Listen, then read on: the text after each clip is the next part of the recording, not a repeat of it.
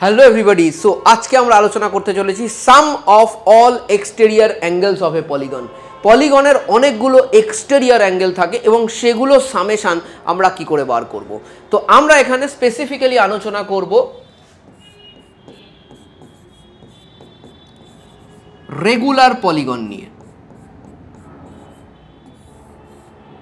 So অনেকেই বলে দেবে এটার অ্যান্সার হবে স্যার 360 ডিগ্রি, কিন্তু আমরা তো এখানে কি বলে দেব সেটা নিয়ে আলোচনা করতে আসিনি, তাই তো?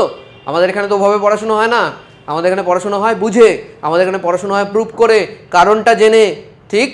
আমরা ওভাবেই এগোবো। সো 360 ডিগ্রি কী করে হচ্ছে? So let us take a simple Pentagon.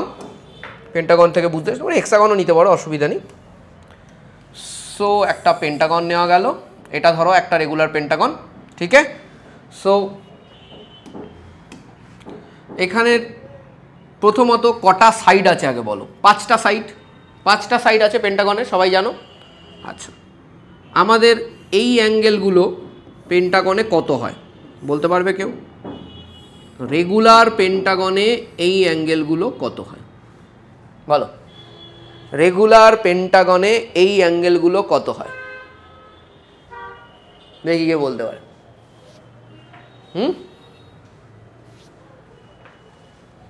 বলতে পারবে? কি করে বার করবে দেখো। আমরা জানি sum of all interior angles, formula কি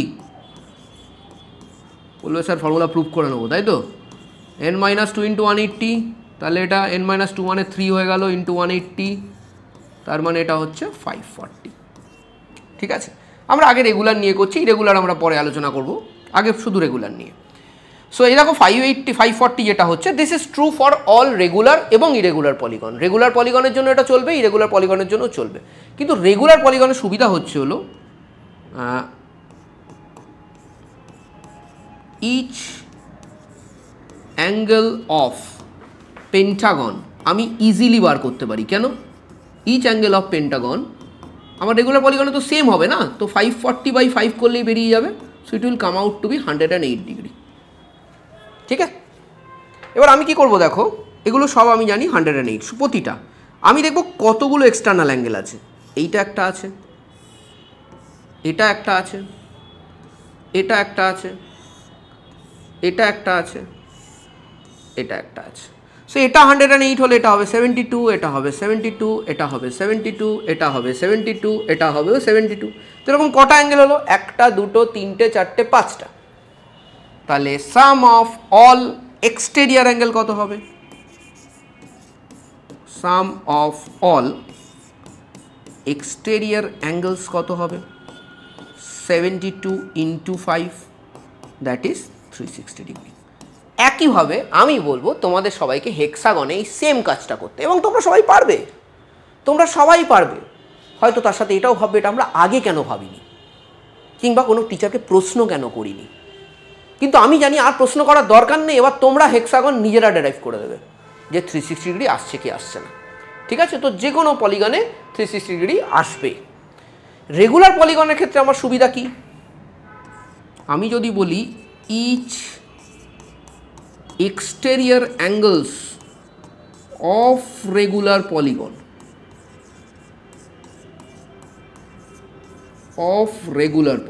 each exterior angle of regular polygon that should be always 360 degree. ভাই দেখো কত দিয়ে ভাগ করেছো, দেখো কটা অ্যাঙ্গেল আছে? পাঁচটা আছে, 5 দিয়ে ভাগ করতে হচ্ছে, তার মানে 5টা করে এক্সটেরিয়ার অ্যাঙ্গেল থাকবে পেন্টাগনে। তাহলে হেক্সাগনে কটা থাকবে? 6টা থাকবে। তো 360/n ইম্পর্ট্যান্ট, ভালো করে। সো আর একটা জিনিস আমাদের কাছে ক্লিয়ার হয়ে গেল। অনেক বইতে দেখবে এই ফর্মুলাগুলো দেওয়া থাকে। Each internal angle of regular polygon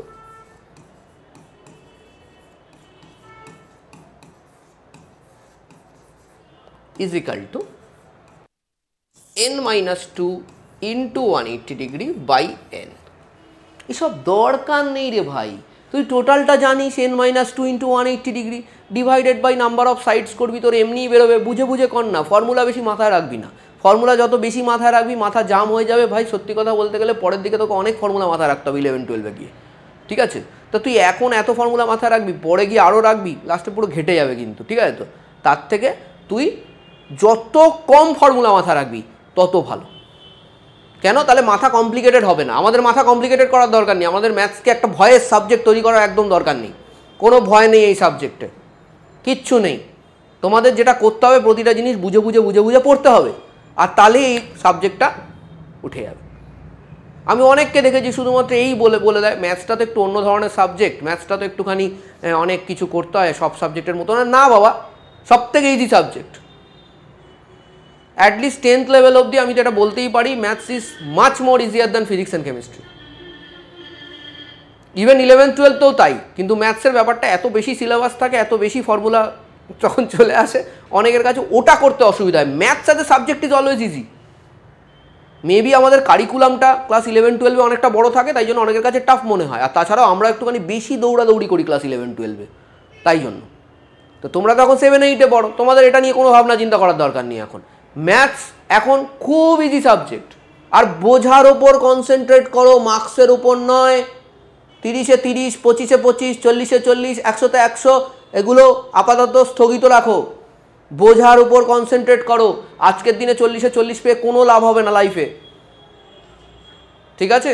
লাইফে তোমাকে আসল কিছু পরীক্ষা আছে যেগুলো এখন দেবে, তখন কত পাচ্ছ, তখন যাতে 50% মার্কস তোলাও টাফ হয়ে যায়, ঠিক আছে?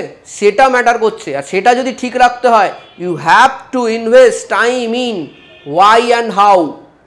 So that's our motto, why and how.